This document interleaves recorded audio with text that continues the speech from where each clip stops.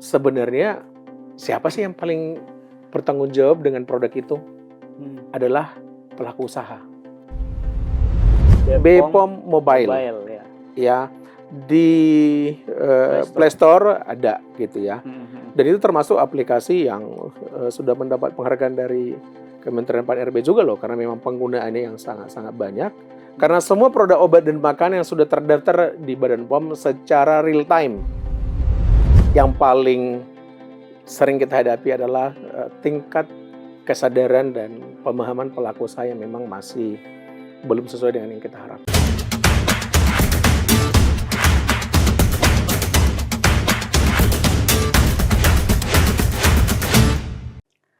Ya, Assalamualaikum warahmatullahi wabarakatuh, Tribuners dan Sobat Sehat dimanapun kalian berada. Jumpa lagi bersama saya Ahmad Tajudin dalam program Bincang Santai bersama Tribun Banten. Di mana pada hari ini adalah hari spesial karena kita kedatangan langsung Kepala Balai Besar Pengawas Obat dan Makanan, ada BPOM di Serang, ada Bapak Moizaja Sirait. Gimana Pak, kabarnya sehat Pak? Kabar baik Tribuners dan Mas Tajudin, salam sehat untuk kita semua. Alhamdulillah sehat ya Pak ya? Sehat Mas. Nah, Tribuners mungkin pasti masyarakat di seluruh Indonesia, khususnya di Provinsi Banten, ingin penasaran nih apa saja sih peran dari BPOM di Serang, kemudian kenapa sih BPOM itu disebut sebagai garda terdepan dalam melindungi masyarakat, khususnya dalam pengawasan obat dan makanan yang beresiko. Nah, di sini kita sudah berkesempatan menghadirkan langsung ke Kepala Balai BPOM di Serang untuk membahas secara tuntas apa saja sih peran dan kita berbicara tentang obat dan makanan di Banten nih Pak. Ya. Boleh disampaikan nih Pak untuk peran dari BPOM di Serang ini seperti apa nih Pak? Oke, Badan POM adalah Badan Pengawas Obat dan Makanan ya. Dan Balai Besar POM di Serang itu adalah salah satu unit pelaksana teknis di Provinsi Banten. Ada 2 UPT di Banten selain Balai POM Serang adalah Balai POM di Tangerang. Nah, apa peran dan tugas kami? Kami ini melaksanakan tugas pemerintahan di bidang pengawasan obat dan makanan. Itu didasarkan pada Peraturan Presiden Nomor 80 Tahun 2017. Nah, tugas pemerintahan di bidang pengawasan obat dan makanan itu apa saja? Mulai dari pembuatan kebijakan di bidang obat dan makanan, kemudian pelaksanaan kebijakan tersebut. Pelaksanaan kebijakan seperti apa misalnya? Bagaimana tata cara pendaftaran produk gitu ya, untuk mendapatkan izin edar, metode pengawasannya, tugas fungsi di masing-masing UPT, pengawasan produknya apa saja. Jadi kalau disebut obat dan makanan itu mulai dari obat-obatan itu sendiri ya, obat golongan obat keras, obat bebas terbatas, narkotika, psikotropika, prekursor, ya, kemudian pangan itu makanan, minuman gitu ya, obat bahan alam atau mungkin masyarakat mengenalnya jamu, ya, kosmetik, suplemen kesehatan, vaksin atau produk biologi. Itu produk-produk yang diawasi oleh Badan POM dalam konteks pengawasan pre dan post market dari sebelum diedarkan sampai diedarkan. Nah, itulah peran kami tadi mulai dari pembuat kebijakan, pelaksanaan kebijakan, tentu mengevaluasinya. Nah, tujuannya untuk apa nih? Untuk memastikan produk-produk obat dan makanan tadi itu aman, bermutu, dan bermanfaat. Jadi nggak hanya aman tapi nggak bermanfaat gitu ya. Bermanfaat sih gitu, nyembuhin, tapi efek sampingnya berbahaya gitu. Nggak boleh gitu. Jadi harus aman, bermutu, dan bermanfaat agar masyarakat kita benar-benar terjamin kesehatannya. Itu sih Mas Tajudin dan Tribuners. Jadi BPOM ini sebelum makanan dan minuman beredar di masyarakat, justru dengan adanya lembaga ini untuk mengawasi itu supaya ketika dikonsumsi masyarakat aman gitu ya Pak? Aman. Nah, untuk di BPOM di Serang sendiri, ini kan BPOM di Serang ya Pak? Nah, untuk cakupan wilayahnya sendiri, untuk BPOM di Serang itu wilayah mana aja nih Pak? Kalau wilayah teknis pengawasan kami, Kabupaten Serang, Kota Serang, Kota Cilegon, Kabupaten Lebak, Kabupaten Pandeglang. Nah, untuk Balai POM Tangerang, Tangerang Raya ya, Nah, kami karena di provinsi sebagai balai koordinator untuk tingkat provinsi. Jadi selain tugas teknis tadi, jika ada hal-hal yang perlu bantuan oleh Balai POM Tangerang dan termasuk komunikasi ke provinsi, kami handle, kami bantu untuk mengkomunikasikan atau mengkoordinasikan kegiatan-kegiatan dengan provinsi itu sih. Karena memang jaraknya juga berdekatan dengan provinsi. Betul. Nah, Iya. kalau untuk ini sendiri Pak, dengan cakupan wilayah yang cukup luas ini, strategi apa ini Pak supaya efektif gitu Pak untuk pelayanan dari BP POM di Serang sendiri? Oke, nah kita bicara strategi nih ya. Di tengah-tengah tantangan permasalahan sekarang ya, eh ya kalau tadi kita mungkin di awal berbicara tentang produk yang aman untuk masyarakat, sebenarnya siapa sih yang paling bertanggung jawab dengan produk itu? Adalah pelaku usaha. Nah, strategi kita maka intervensi atau pendekatan pelaksanaan pengawasan ke pelaku usaha itu kita optimalkan, ya, melalui pembinaan, ya, pendampingan. Kami punya program namanya Badak Banten, gitu ya. Itu program pendampingan pelaku usaha yang mendaftarkan produknya, gitu ya. Ada juga Baperan, gitu ya, beda peraturan online, bagaimana pelaku usaha mendapatkan informasi yang valid, jelas bagaimana mendaftarkan produknya. Jadi kita memperkuat pemahaman, peningkatan kesadaran dari pelaku usaha agar mereka tidak takut-takut untuk berhubungan, berkomunikasi dengan kami. Kadang-kadang kan pelaku usaha berpikir, urusan dengan pemerintah itu ribet. Ribet ya. Banyak masalah gitu ya. Kemudian biayanya mahal dan sebagainya. Ini harus kita ubah. Dan memang sudah kita ubah gitu ya. Dengan berbagai inovasi kita. Itu salah satu strategi kita. Kemudian strategi yang kedua adalah pendekatan kepada lintas sektor yang terkait. Kan produk obat dan makanan ini kita menyebutnya itu from farm to table, ya kan. Katakanlah memproduksi bakso gitu ya. Kan bakso itu sebelum jadi bulatan bakso kan itu dari prosesnya itu dari daging kan gitu. Daging itu kewenangannya siapa kalau daging segar? Dinas Peternakan gitu ya. Kalau ikan nanti misalnya menjadi ikan kaleng contohnya. Ikan segar itu wilayah pengawasan siapa? Dinas Perikanan. Nah, ini semua kita kolaborasikan. Baik dalam hal pembinaannya, pengawasannya gitu. Ini kita sinergikan termasuk juga dengan penegakan hukum. Nah, ini kita harus berimbang nih Mas. Jadi termasuk strategi kita penguatan pelaku usaha, koordinasi lintas sektor termasuk dengan CJS, Criminal Justice System.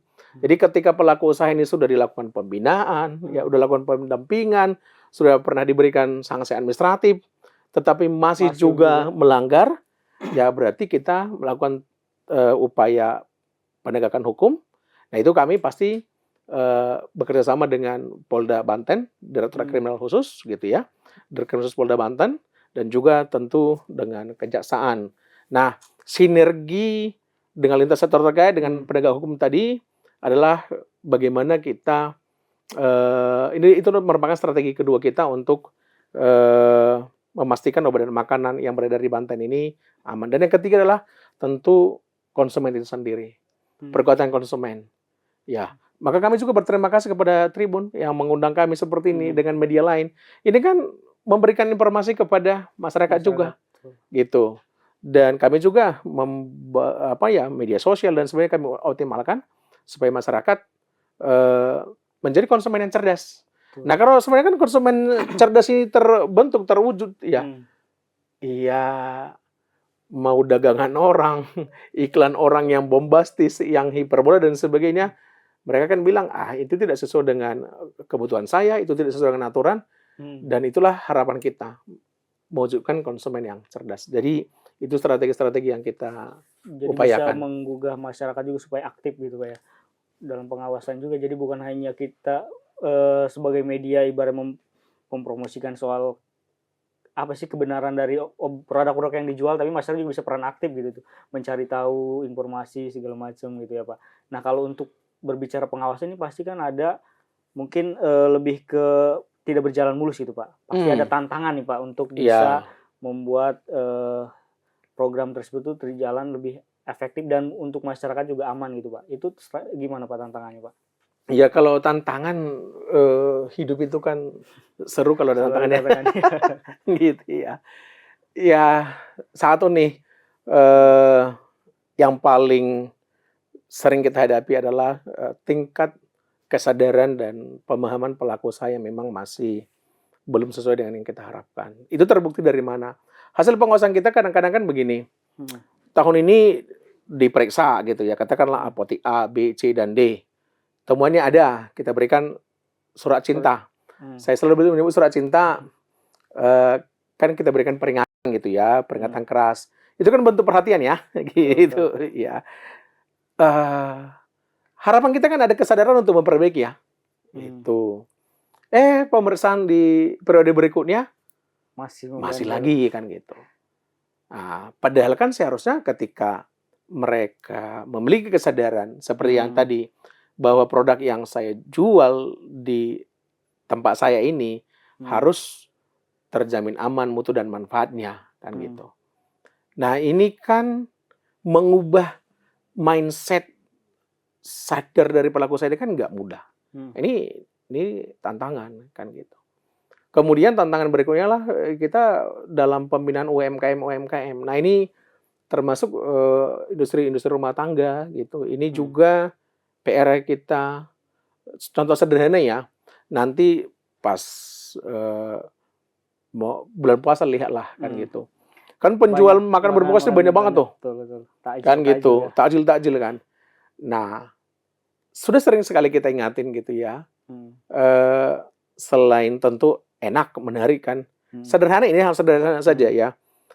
Dari hal penyajian aja, kadang-kadang kan ada yang jual hanya di pinggir jalan tanpa penutup gitu ya. Tanpa sarung tangan misalnya, bisa pegang sana sini, dan itu nggak jadi dibeli mungkin ya. Itu kelihatan sederhana, padahal itu bisa menyebabkan namanya cemaran mikrobiologi, apalagi kalau di pinggir jalan kan cemaran fisik. Nah, kesadaran dari pelaku usaha kita masih sangat perlu untuk ditingkatkan gitu ya. Kalau ini bisa kita tingkatkan kesadaran itu, ya kita jauh lebih mudah dalam melakukan pengawasan, dan lebih lagi adalah dampaknya ke masyarakat tadi. Nah, tantangannya berikutnya adalah ya masyarakat kita masih cenderung kurang mencari informasi dari sumber yang terpercaya gitu ya. Jadi kadang-kadang ada isu langsung ditangkap, langsung gitu ya. Ya ciri khas. Nggak, tapi ya semoga nggak gitu ya. Kayaknya responnya kan udah langsung nyalain dan semuanya tanpa meneliti kebenarannya gitu, dan sumber yang ini kan gitu. Yang paling nggak elok itu lagi kan sharing tanpa saring kan gitu. Iya. Sehingga menyebabkan jadi informasi mentah tuh langsung diserap aja gitu. Ya.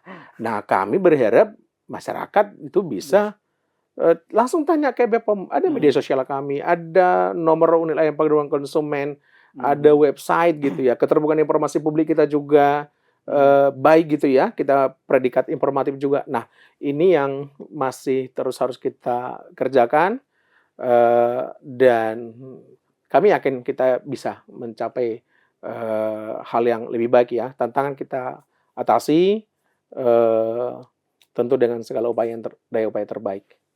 Nah, kalau untuk BPOM di Serang sini kan mungkin ada dikenal itu aktif melakukan inovasi-inovasi untuk lebih dekat dengan masyarakat nih Pak.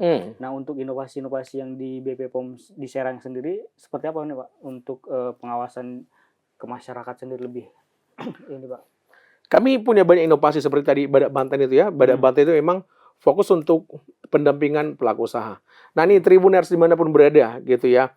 Kalau mau kalau sedang mengurus usaha di bidang obat ya, tapi obat agak jarang kan industri besar kalau obat ya gitu. Tapi kalau ada, monggo gitu ya. Yang potensial paling banyak itu kan makanan. Iya gitu. Contohnya ya rabek. Rabek itu kan dulu makanan siap saji ya. Tidak ada yang dikemaskan. Dari program Badak Banteng kita kan sudah ada rabek yang dikemas. Jadi Mas Tajudin nanti dan Tribuners boleh makan rapek kemasan kalau pergi kemanapun gitu ya. Mau di dalam negeri, luar negeri, tidak perlu takut lagi, apalagi yang favoritnya makanan rapek misalnya kan. Nah, pendampingan kita kawal dari awal gitu ya, mulai dari bagaimana sih desain layout ruangannya. Itu kelihatan sederhana loh. Tapi dengan desain layout ruangan produksi yang benar, di mana tempat menerima bahan baku, menyimpan bahan baku, mengolahnya, mengemasnya, itu bisa menghilangkan atau mengurangi namanya kontaminasi silang. Itu kelihatan sederhana, tetapi itu kan standar. Ya kan? Nah, kalau misalnya industri kosmetik ya, bagaimana cara produksi kosmetik yang baik. Nah, di Badak Banten ini kita kawal. Dan itu upaya jemput bola. Jadi kalau misalnya kami di Lebak, di ujung paling jauh Lebak gitu ya, monggo disampaikan aja. Kami akan datang. Dan kedatangan kami itu, boleh menyebutnya itu gratis gitu loh. Jadi nggak usah khawatir, nanti petugas BPOM datang harus bayar transportasi. Enggak. Itu upaya kami jemput bola gitu ya. Sekalipun efisiensi anggaran kita tetap berupaya untuk produk-produk lokal kita itu, kita ingin ada pride gitu ya, ada kebanggaan tersendiri. Produk lokal Banten ini bisa diproduksi dalam jumlah besar, terpublikasi dengan baik, terbranding dengan baik, dan kemudian menjadi oleh-oleh khas Banten. Nah, kalau sekarang kan kita tanya, kalau datang ke Serang, ke Banten, apa oleh-olehnya? Kan kita perlu kembangkan terus tuh. Nah, di Badak Banten tuh inovasi kita salah satunya. Kemudian ada Diva. Diva itu deteksi instan ya, verifikasi pangan aman. Nah, ini kombinasi antara edukasi langsung ke lapangan gitu ya, ke masyarakat, di tempat keramaian dan di titik-titik yang jauh. Misalnya ke Ciboleger, ke pantai, ke mana lagi kita ya? Ke Citorek. Udah kita jalani juga. Mas udah pernah ke Citorek ya? Udah, Pak. Ke dalam Ujung Lebak. Ujung Lebak. Citorek yang jauh gitu ya. Udah juga kan. Seru ya ke situ ya. Kita ke sekolahnya kan gitu. Kita melakukan inovasi Diva di situ. Jadi tadi sosialisasi, kemudian berinteraksi dengan mereka, melakukan pengujian sampel gitu ya. Jadi makanan, minuman, jajanan di situ langsung kita uji kan gitu dengan menggunakan tes cepat. Kemudian kita juga membuka ruang untuk konsultasi. Baik tadi itu masyarakat kah, pelaku usaha kah, mau tanya soal mau urus izinnya atau tanya-tanya misalnya ini produk yang kami gunakan ini aman tidak. Nah, itu di Diva kita lakukan secara konsisten gitu ya. Dan kami melihat respon masyarakat sangat baik gitu ya. Jadi kalau kita karena kalau dalam pengawasan rutin gitu ya kami nggak bisa menjangkau itu gitu ya. Nah, maka kami membuat satu upaya tersendiri, memang dijadwalkan dan dicari titik-titik di mana masyarakat belum banyak tersentuh, kita jangkau mereka gitu ya. Kalau seperti saya katakan tadi, kalau pengawasan takjil di makanan berbuka puasa kan ya di pasar-pasar kan kita. Tapi kalau kita Diva kan di tempat yang lebih jauh atau di tempat keramaian yang benar-benar ada titik-titik keramaian yang kita melihat potensi penjualan makanan, minuman banyak di sana, kita hadir di sana. Tapi sejauh ini dari respon dari masyarakat seperti apa tuh, Pak? Respon masyarakat sangat baik. Sangat baik. Malah ada beberapa sekolah, beberapa institusi yang mengundang kita jadinya. Gitu sebenarnya konsep awalnya bukan begitu gitu, tetapi karena mereka melihat ya ini kan paket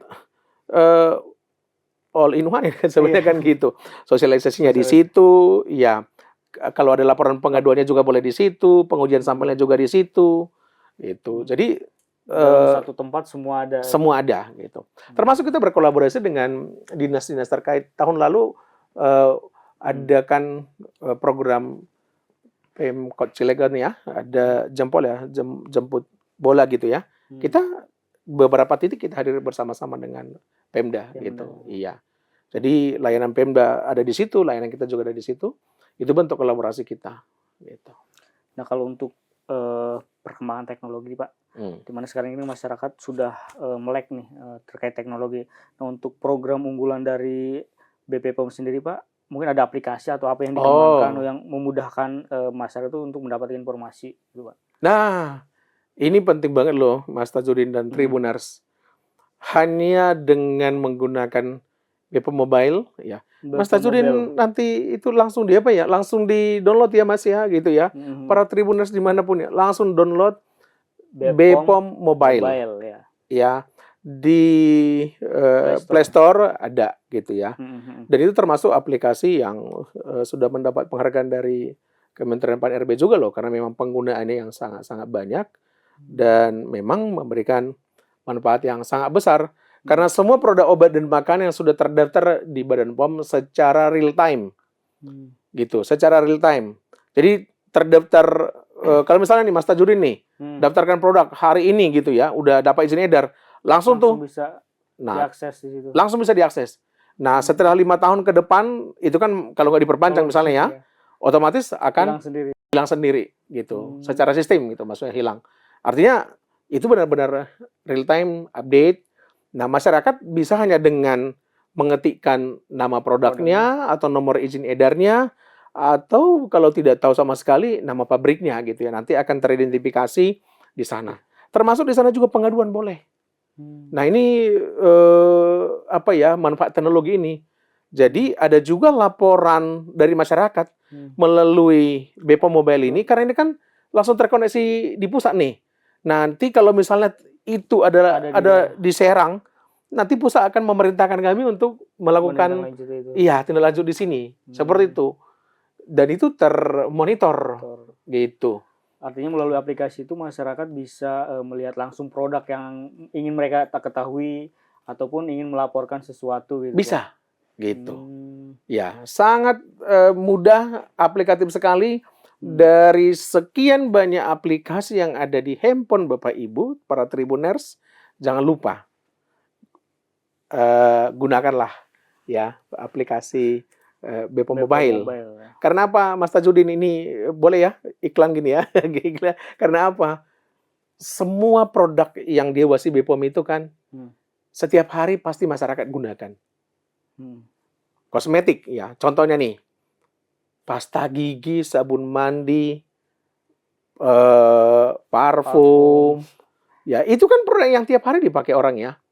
Ya, yang pakai sampo, ya kalau saya jarang pakai sampo Mas gitu ya. Gitu ya. Itu harus dipastikan itu terdaftar nggak di Bepom kan gitu. Ya kan kalau sedang rame-rame misalnya soal skincare gitu ya. Nah, apakah itu terdaftar di Bepom? Lihat saja di Bepom Mobile. Semua ada di situ. Semua ada di situ. Baik sebagai pengguna ataupun sebagai pelaku usaha. Nanti pelaku usaha kan, saya mau jualan skincare ini, produk ini. Tapi ini terdaftar atau tidak? Nggak usah ragu, nggak usah takut. Cek aja langsung di Bepom Mobile.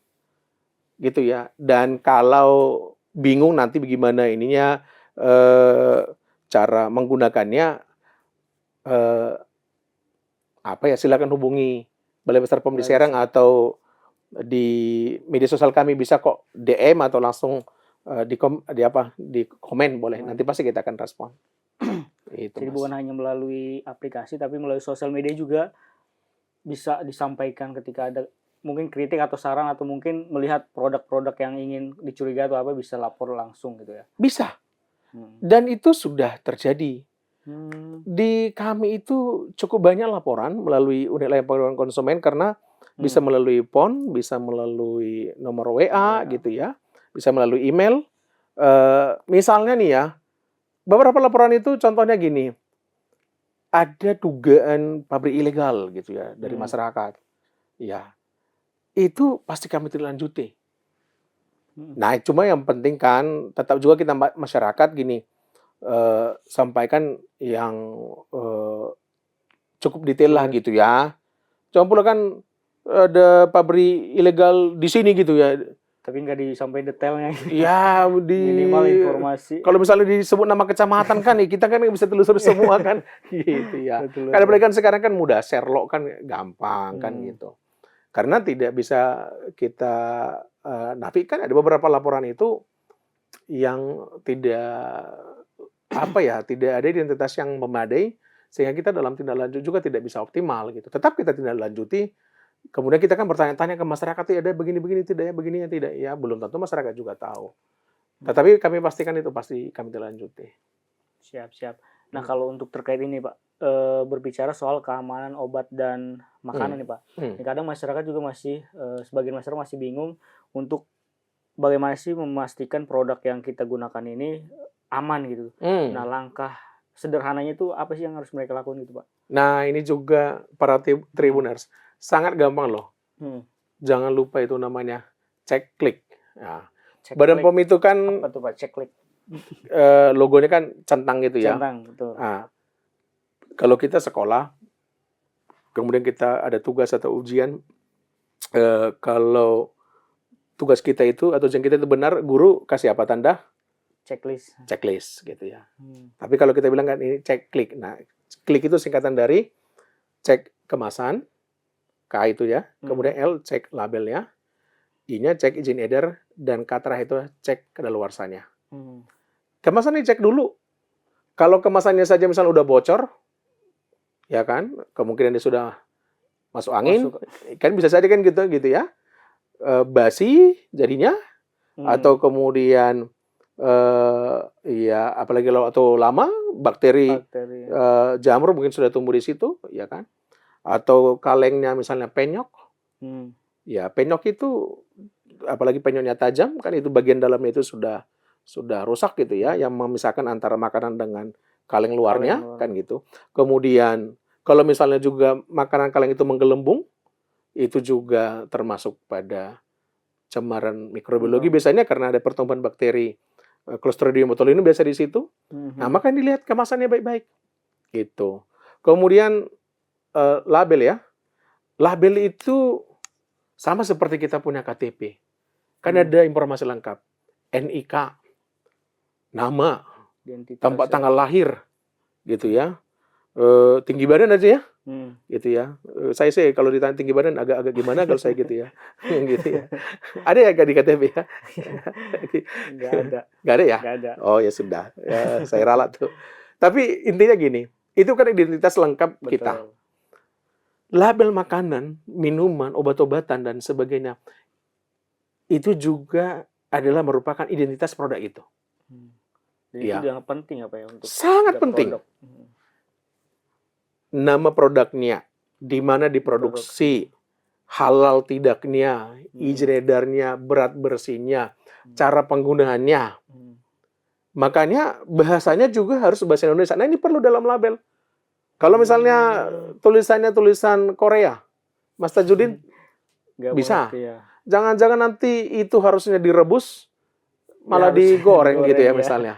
Atau misalnya harusnya kosmetiknya ditaruh di muka, taruh di tempat lain kan gitu. Nah, makanya label itu tidak bisa diabaikan gitu. Ada satu tagline tambahan kami itu baca label sebelum membeli gitu ya. Nah, makanya pastikan itu di labelnya. Termasuk ini bisa juga kami katakan kepada pelaku usaha. Ketika kami melakukan pemeriksaan secara detail ketika mendaftarkan produk, ya tujuannya untuk itu. Gitu ya. Termasuk pencantuman tanggal produksinya gitu ya. Tanggal keluarsa itu kan semua dari label ya. Soalnya lagi tadi halal itu kan dicantumkan di label. Kan gitu. Dan pastikan semua, nah ini pentingnya label. Pastikan semua informasi yang di sana itu adalah informasi yang valid. Karena terkadang ada informasi yang tidak valid gitu ya. Itu harus benar-benar. Kemudian izin edar tadi, izin edar produk itu bermacam-macam, Mas Tajudin. Kalau dia produknya obat, misalnya ada di sana tertulis DKL, obat dagang, golongan obat keras, produksi lokal gitu ya. Itu ada artinya. Kemudian diikuti oleh beberapa angka di belakangnya. Kemudian kalau pangan, BPOM RIMD, BPOM RIML, MD itu untuk makanan dalam negeri, ML untuk makanan luar negeri. Kalau kosmetik ada nomor notifikasi. Itulah izin edar. Itu semua mengidentifikasi bahwa produk-produk tersebut memang didaftarkan di Badan POM. Gitu. Termasuk nanti kalau dia impor. Iya, produk luar gitu. Iya. Jadi kalau misalnya kosmetik dari benua Eropa, itu notifikasi nanti NC ya. Notifikasi dan C itu adalah huruf yang memang mengidentifikasi itu produk dari Eropa yang masuk ke Indonesia. Kalau yang diproduksi di Asia gitu, di benua Asia NA. Itu diikuti oleh beberapa angka di belakangnya. Itulah izin edar tadi. Kemudian yang terakhir kadaluarsa. Sudah bagus sih semuanya, labelnya bagus, punya izin edar gitu ya, labelnya lengkap. Tapi kadaluarsa. Nah, kadaluarsa ini apa sih? Batas akhir sebuah produk itu masih aman, masih layak digunakan. Kadang-kadang orang bertanya, kan nggak apa-apa Pak, setelah saya konsumsi setelah keluar saya konsumsi, saya nggak apa-apa kok gitu. Tetapi pertama gini, kami harus pastikan kualitas terbaik dari produk itu kan tidak lagi diperoleh. Dan kemudian kita bukan inginkan sakit dulu kan gitu ya. Betul. Ya kan, masa sih pencegahan lebih baik kan gitu. Ya kan. Jadi gunakanlah, lihatlah sebaik-baiknya tangan kadaluarsanya. Beli yang lebih segar, lebih baru gitu ya. Saya sering mengatakan begini, Mas Tajudin, makanan yang kita masak, katakanlah sarapan pagi ya, ya kan, rasanya pasti jauh lebih enak ketika langsung dimakan setelah dimasak pagi tadi. Apakah makanan yang tadi pagi dimasak bisa dimakan nanti siang atau nanti sore? Bisa aja. Tapi rasanya masih sama enggak gitu? Betul. Udah sangat berbeda kan gitu. Jadi sederhananya ketika produk yang sudah mendekati tangan keluar sudah lama, sudah ada perubahan di sana gitu. Ya kan. Dan sarapan pagi kan nggak mungkin juga dimakan kan untuk berapa lama kemudian. Nah, inilah kenapa ada tanggal kadaluarsa itu. Ini kami sampaikan dalam 2 konteks untuk pelaku usaha. Tentukanlah tanggal kadaluarsa yang benar. Itu. Nah, itu tadi gunanya Badak Banten itu. Bagaimana cara penetapan tanggal kadaluarsa yang benar? Maksudnya jangan saya ingin mengambil untung yang besar kemudian saya bikin lama sekali kan gitu. Betul. Atau nanti karena takut, wah ini nanti udah terlalu cepat, padahal kualitasnya masih bagus. Nah, itulah gunanya kami juga mendampingi mereka bagaimana cara penetapannya. Nah, kalau untuk penetapan itu Pak, untuk masa kadaluarsa itu yang menentukan dari BPOM. Dari pelaku usahanya. Ya, pelaku usaha yang bertanggung jawab penuh pada produk yang diproduksinya. Tetapi apa yang ditetapkan di situ itu yang kami evaluasi. Kan gitu. Di label itu nanti kami akan lihat. Dia menetapkan secara tanggal kadaluarsanya kan itu kan bisa dibuktikan secara ilmiah, kan ada data dukung dokumen dan sebagainya. Itu. Atau misalnya, kalau bahan ini dengan cara penyimpanan begini, secara teoritis penyimpanan sekian lama, kan seperti itu. Itu yang akan kami evaluasi. Gitu. Nah, Pak, kalau untuk ini Pak, untuk masyarakat nih ketika melihat atau mengetahui ini ada produk yang mencurigakan gitu. Nah, langkah yang mereka harus ambil itu seperti apa nih untuk melapor ke BPOM atau seperti apa gitu Pak langkah-langkahnya? Nah, ketika masyarakat menemukan satu produk yang mencurigakan gitu ya, sebenarnya langkah yang paling mudah adalah tanyakan kepada pedagangnya, penjualnya, produsennya. Produk ini tolong dijelaskan dong misalnya, gitu ya. Ini sebenarnya udah kadaluarsa misalnya, tapi saya nggak misalnya kurang bisa memahami apakah ini tanggal produksi atau tanggal kadaluarsa kan gitu. Ya itu kembali tadi pelaku usaha adalah orang yang paling bertanggung jawab dengan produk yang dijualnya, dan itu dilindungi oleh Undang-Undang Nomor 8 Tahun 99, Undang-Undang Perlindungan Konsumen. Adalah hak konsumen untuk mengetahui apa produk yang dibelinya. Ya, gitu. Mas kalau misalnya beli handphone, lebih tahu Mas atau penjual handphonenya? Pasti si penjualnya. Dan Mas kan bertanya fitur-fiturnya apa? Ya. Maka produk makanan yang dibeli oleh konsumen juga harusnya penjualnya harus paham. Ini Bu, begini-begini. Nah, selama bisa dijelaskan harusnya kan ada titik temu tuh, apakah si pembelinya jadi beli atau tidak kan gitu. Tetapi ketika misalnya tidak puas dan sebagainya, monggo disampaikan ke kami melalui jalur-jalur tadi. Bisa datang ke kantor. Tapi kan kalau misalnya dia dari Citorek gitu ya, hanya untuk ngomong itu kan ya rugi lah ya, gitu ya. Telepon aja, monggo. Medsos boleh di DM, boleh di komen gitu ya. Gitu. Kita terbuka untuk itu. Iya. Jadi artinya ketika masyarakat menemukan ada produk yang mencurigakan nih, entah dari izin edar yang nggak jelas atau seperti apa, itu bisa dilayani melalui tadi media sosial ataupun kontak BPOM langsung, itu bisa juga dengan dengan BPOM Mobile tadi. Mobile, ya. Kan betul. Gitu. Ya.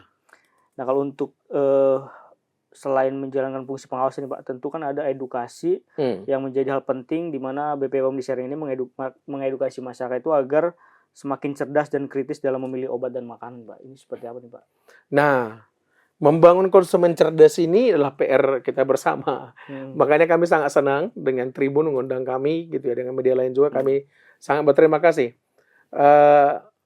Karena bisa menjangkau lebih luas. Memang ada kegiatan kami namanya sosialisasi atau komunikasi informasi edukasi dengan tokoh masyarakat. Kalau kami di sini dengan Komisi 9 DPR RI, ya sudah kita lakukan di 2 titik dan kami akan lanjutkan di beberapa titik lagi sampai nanti Desember dengan jangkauan masyarakat yang cukup luas ya. Kemudian sosialisasi melalui peran tadi, beda peraturan online. Nah, memang beda peraturan ya, tetapi sekarang kita kembangkan dengan hal-hal misalnya isu-isu yang sedang ramai di masyarakat. Kemudian kalau ada permintaan dari asosiasi tertentu atau dari sekolah, dari kampus, itu cara kami mensosialisasi, gitu ya. Nah, kami juga punya program namanya SAINJI. SAINJI itu singkatan dari Smart, Healthy, Impactful, dan Energetic Generation. Ini khusus untuk edukasi komunikasi kepada siswa. Jadi ketika kami melihat dengan cara tradisional komunikasi informasi dengan kembali ke soal, kalau misalnya tadi soal tantangan sebenarnya termasuk anggaran yang sangat terbatas ya kan, tapi ya siapa yang nggak punya, semua punya keterbatasan ya gitu. Tapi ya kita mencoba berupaya. Nah, kalau SAINJI itu kita datang ke sekolah-sekolah gitu ya, kita bekerjasama dengan Dinas Pendidikan Provinsi, Kabupaten, dengan pihak sekolah. Mungkin kami diberikan kesempatan untuk berbicara pada saat upacara gitu ya, atau di acara lain gitu ya, kepada anak-anak sekolah tentang keamanan obat dan makanan. Dan bulan lalu kita kami membuat namanya SAINJI Festival. Ya, jadi di situ sosialisasi edukasi anak sekolah sambil kompetisi. Jadi kompetisi menggambar, mewarnai, cerdas cermat, jingle lagu gitu ya, karya tulis ilmiah. Dan ini tahun yang kedua. Anak-anak sekolah sangat antusias, guru-guru sangat antusias. Gitu. Inilah cara kami tadi mengedukasi.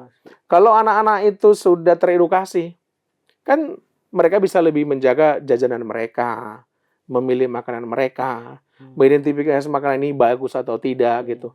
Dan mereka kan ingatin sama orang tuanya. Ma, itu dari BPOM bilang itu nggak boleh, nggak bagus loh, gitu ya. Itu kan menurut kami sangat-sangat efektif gitu. Nah, kalau untuk ini Pak, ini kan pemerintah kan lagi gencar-gencarnya sedang ini kan program MBG nih Pak. Nah, kalau untuk BPOM sendiri tuh, untuk peran dari BPOM untuk mengawal program pemerintah itu seperti apa nih Pak?